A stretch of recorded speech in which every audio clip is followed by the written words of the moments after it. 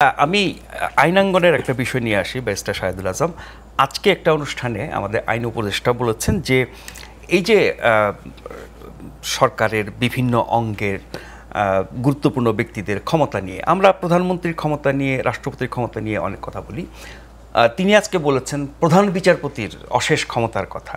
কিন্তু এই সংস্কারের আলোচনায় বিতর্কে বিচার বিভাগের কর্তৃত্ব, স্বাধীনতা বা ক্ষমতা কম বেশি করার জায়গাগুলো খুব বেশি আসে না। এটা কি খুব স্পর্শকাতর হওয়ার কারণে মানুষ বলতে চায় না? আচ্ছা, এটা প্রথমত যেটা সমস্যা সেটা হলো যে একটা তো স্পর্শকাতরতা, আর সেকেন্ড হলো যে এটা কেন যেন বারবার ফোকাসের বাইরে চলে যায়।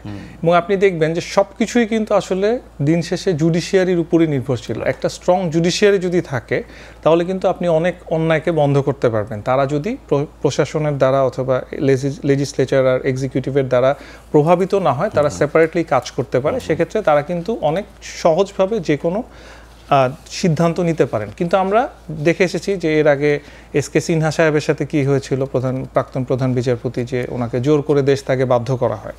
সো এরকম সিচুয়েশনগুলো যখন আসে তখন একদিকে হচ্ছে জুডিশিয়ারির মনোবল ভেঙে যায়, আরেকদিকে যারা সুযোগ সন্ধানী তারা সুবিধা নিয়ে আরও বেশি একটা পজিশন নেওয়ার চেষ্টা করে যে সরকারকে আরও কত বেশি খুশি রাখা যাবে। তো পরবর্তীতেও কিন্তু এই জিনিসগুলো হবে এবং বাংলাদেশের বেটারমেন্টের জন্য এটা খুব প্রয়োজন যে জুডিশিয়ারিকে খুব বেশি স্ট্রং বানানো, যে তাদের যেন লেজিসলেচার, পার্লামেন্ট এবং এক্সিকিউটিভ এদের উপর নির্ভর না করতে হয়। সো এই জায়গাটাতে আসলে বারবার এটা আউট অফ ফোকাস হয়ে যাচ্ছে এবং আমি একমত পোষণ করি যে এটাতে আসলে খুব বেশি এই ব্যাপারটাতে একটা নিয়ে কনসেনসাস হওয়া দরকার প্রত্যেকটা পলিটিক্যাল পার্টির।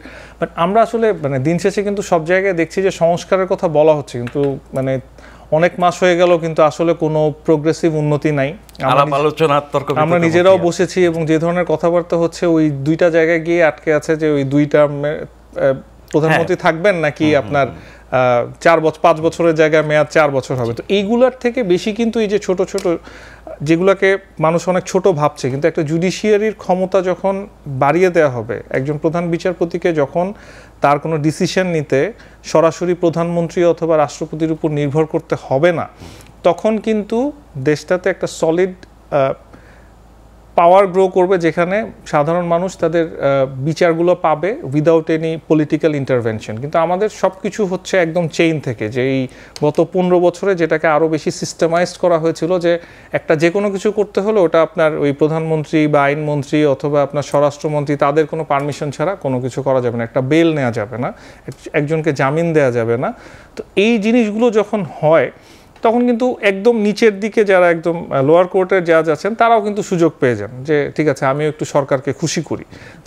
এই কালচারটা থেকে কিন্তু বের হয়ে আসার আমি এখন পর্যন্ত 5 অগাস্টের পরে মোটা দাগে আমাদের লোয়ার জুডিশিয়ারি, হায়ার জুডিশিয়ারি মিলিয়ে যদি বলেন কতটা পরিবর্তন লক্ষ্য করছেন? আমি বলবো যে খুব বেশি পরিবর্তন হয়েছে, আমি বলতে পারবো না। হ্যাঁ, আওয়ামী লীগের সময় যেরকম করে বিচারপতিদের বা বিচারকদের একটা স্ট্যান্স ছিল, যেটা একদম সব কিছুতেই একটা আওয়ামীকরণ, এটা বন্ধ হয়েছে। কিন্তু সেই সাথে এটাও বুঝতে হবে যে এখনও কিন্তু মামলা বাণিজ্য হচ্ছে এবং এমন এই যে জুলাই আগস্টের যে মামলাগুলো হচ্ছে, এখানে আমরা দেখছি এমন মানুষজনের নাম আসছে যাদের আসলে এখানে সরাসরি কোনো সম্পৃক্ততা নাই। তো এখন প্রশ্ন হচ্ছে যে এই যে মানুষদের নামগুলো আসলো, এরা এখান থেকে বের হবে কিভাবে? এটা তদন্ত শুরু হয় না এবং হঠাৎ পুলিশ প্রশাসন কেউ যদি পুলিশ প্রশাসনকে কোনো টিপ করে, হঠাৎ গিয়ে ধরেন 456 নাম্বার একজন ব্যক্তি অভিযুক্ত তার বাসায় গিয়ে হাজির হচ্ছে।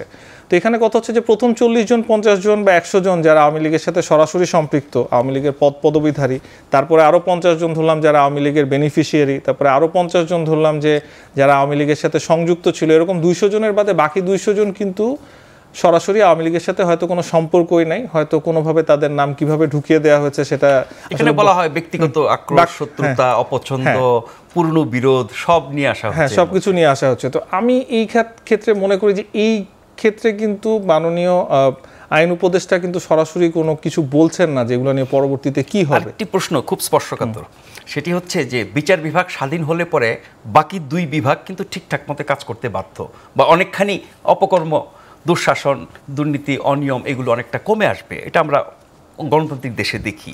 আইন বিভাগ বা শাসন বিভাগ যখন বড় ধরনের কোনো ব্যত্যয় ঘটায়, জনস্বার্থ বিরোধী কাজ করে, তখন বিচার বিভাগের কাছে গেলে এর একটা রেমেডি পাওয়া যায় এবং বিচার বিভাগই সব ঠিকঠাক করে দেয়। বিচার বিভাগ যখন আবার আক্রান্ত হয় বাকি দুই বিভাগ দ্বারা, বিশেষ করে নির্বাহী বিভাগ দ্বারা, ফলে তাদের কিছু করা থাকে না, অসহায় থাকে। আমরা সংস্কারের কথা বলছি, এটা অন্য সব খাতের সংস্কারের মতোই বলা যায়। বিচার বিভাগের পুরো কাঠামো, স্বাধীনতা, তার সচিবালয় থেকে শুরু করে জনবল সব কিছু দেয়া হলো। যে মানুষগুলো এই বিচার বিভাগ পরিচালনা করবেন, আর তাদের যদি মন মানসিকতা চিন্তা, যেমনটা আমরা দেখে এসেছি দীর্ঘ অনেক বছর, আমরা তো আমদানি করে লোক এনে বসাবো না, একই ধরনের মানুষ থাকলে পরে আমরা সেরকম বিচার বিভাগ, সেরকম ফলাফল পাবো কিনা।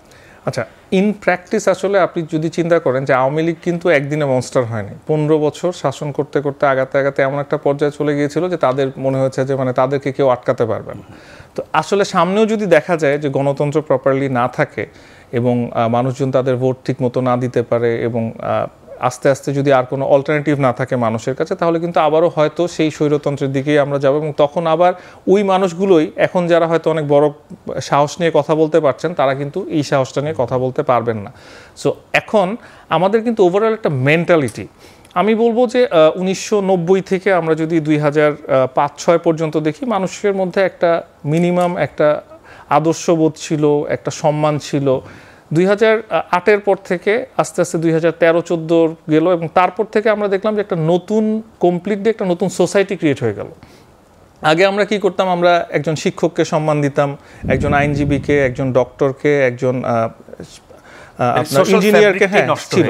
তখন কি হলো, এমন অনেক মানুষের কাছে হাতে টাকা চলে আসলো, তখন আপনার পরিচয় কি, আমি যুবলীগের অমুক, আমি ছাত্রলীগের অমুক, এই পরিচয়টা বড় হয়ে গেল। আপনার শিক্ষাগত যোগ্যতা, আপনার প্রফেশনাল কোয়ালিফিকেশন আর কোনো ম্যাটার করছিল না।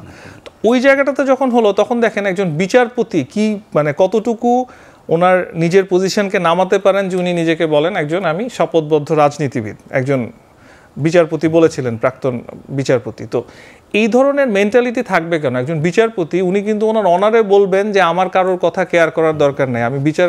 সেখানে তাহলে বিচারক নিয়োগ প্রক্রিয়ার জায়গাতেও অনেকে বলেন বড় ধরনের পরিবর্তন দরকার, অনেক বড় ধরনের পরিবর্তন দরকার। তো আমরা এখন, আমি জাস্ট এখানে একটু অ্যাড করবো যে আমরা কিন্তু রিসেন্টলি, আমরা তো যেহেতু ক্রিমিনাল ম্যাটার্স নিয়ে কাজ করি, তো আমরা দেখেছি যে ধরেন এখন যে প্রশাসনে যারা এসেছেন, আওয়ামী লীগের সময় যারা অনেক খারাপ পজিশনে ছিলেন তাদেরকে নিয়ে আসা হয়েছে উপরে দিকে।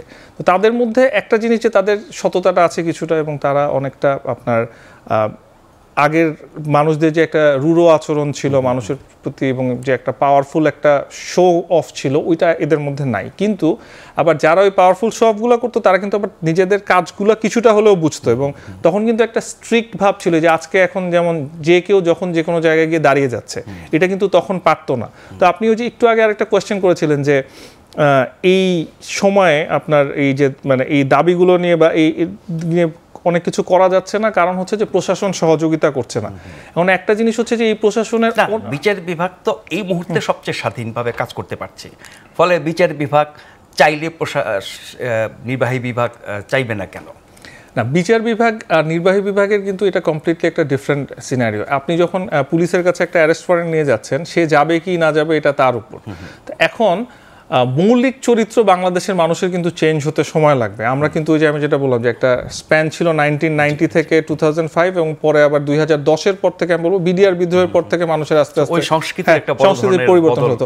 পুলিশরা একটা সময় তাদেরকে অনেক বেশি পাওয়ারফুল মনে করা শুরু করলো এবং একটা সময় গিয়ে তারা কাউকেই ভয় পেত না। এবং আমি নিজের কানে শুনেছি যে একজন ওসি আমার সামনে বলেছিলেন, পুলিশ এখন সাধারণ মানুষকে ভয় পায়। হ্যাঁ, একজন ওসি আমার সামনে বলেছিলেন যে আমার এই জুরিসডিকশনে আমি প্রাইম মিনিস্টারের কথাও কেয়ার করি না। তো সেই মানুষগুলো কিন্তু এখন নাই। তো এখন যারা আছে তারা ভয় পাচ্ছেন, আবার তাদের নিচে যারা আছেন অনেকেই হচ্ছে পুরানো ফ্যাসিবাদী সরকারের লোক, যারা সরাসরি তাদেরকে সহযোগিতা করতে চাচ্ছেন না। সো আমরা সরকারের সীমাবদ্ধতাটা বুঝি না তা না, কিন্তু এই সীমাবদ্ধতাটা কিন্তু অনেক মাস হয়ে গেছে। এতদিন এই লোকগুলো আছে কেন? তাদের কিন্তু চেঞ্জও করা দরকার, সময় লাগবে।